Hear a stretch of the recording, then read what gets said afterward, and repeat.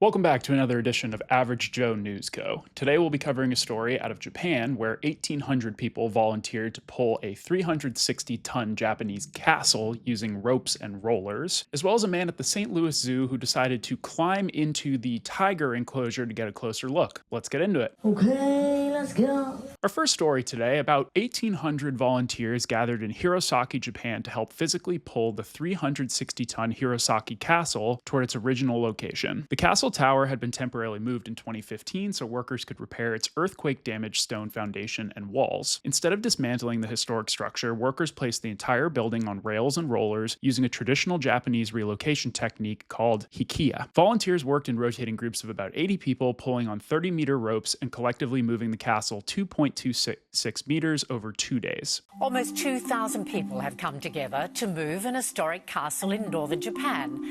Using ropes and rollers, the group essentially played a game of tug-of-war, pulling the 360-ton castle centimetre by centimetre. Demand to participate was surprisingly huge. Roughly 8,000 people applied for the 1,800 spots, including applicants from outside Japan. About 4,100 volunteers are expected to help move it 5 meters by hand. Roll it. Roll it. Harder. And machinery will eventually move it the remaining 73 meters back into its original location.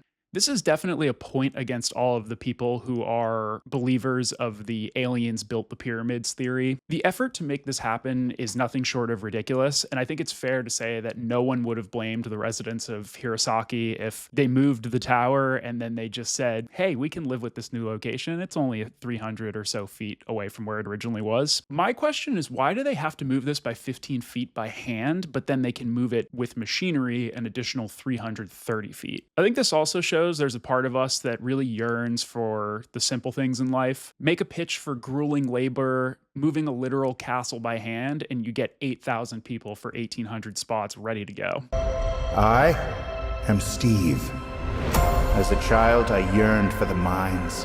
I think we've maybe moved a bit too far into the digital age at a rapid pace if that many people would rather push dirt than sit in a cubicle and crunch Excel. On to our second story today. A man at the St. Louis Zoo climbed over a public safety fence and onto a barrier wall above the Big Cat Country tiger habitat Sunday afternoon. A visitor filmed the bizarre incident and said in the viral video that the man claimed he worked at the zoo, though the visitor was skeptical. He reportedly sat on the barrier for several minutes, but importantly never actually came into contact with the tiger or other animal. Zoo security arrived, took him into custody, and turned him over to St. Louis police. The zoo is now considering modifications to the enclosure/barriers to make it harder for visitors to do something similar in the future. Probably a good idea. The zoo officials are also seeking charges, although as of the latest report, the man had not been publicly identified or formally charged, and the investigation remains ongoing. I love that this guy jumped the fence of the tiger enclosure with his cover story being a zoo employee, as if entering the area via fence in plain clothes was a not noteworthy thing for visitors to witness. Please disperse! Nothing to see here! Love his confidence just to pop in there for a closer look, unless this was a death wish of sorts, in which case I hope the man gets the help that he needs. I think that many of us have had intrusive thoughts while at the zoo of, what if I just climbed in there and pet this thing? However, most probably don't feel that way when they're outside the tiger enclosure. As a fellow cat dad, I understand the intention, but I probably would have stuck to the river otters or the red panda exhibits for a higher chance of cuddles and lower chance of dismemberment. Luckily, this guy just got a free VIP behind the scenes and fence tiger experience. Some might argue that's worth whatever charge he might get. I wouldn't, but some of you sickos might. Carol Baskin.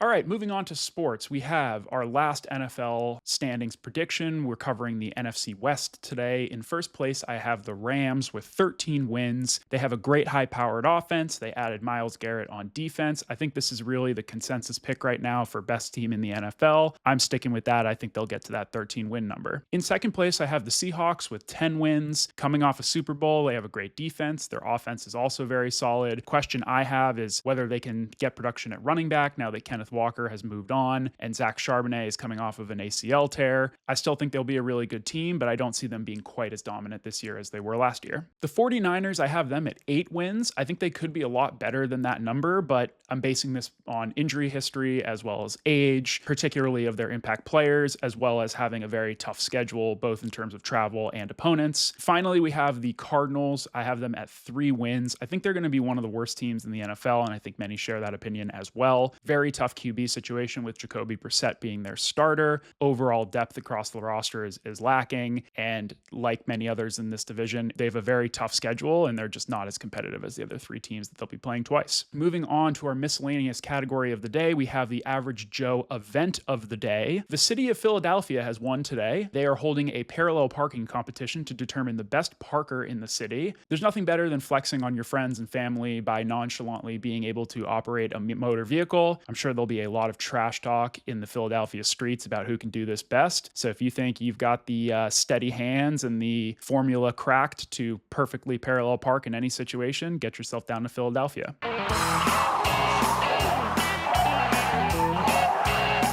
All right, that has been another edition of Average Joe News Co. Thanks for watching. We'll be back again with another episode tomorrow. Hit the music.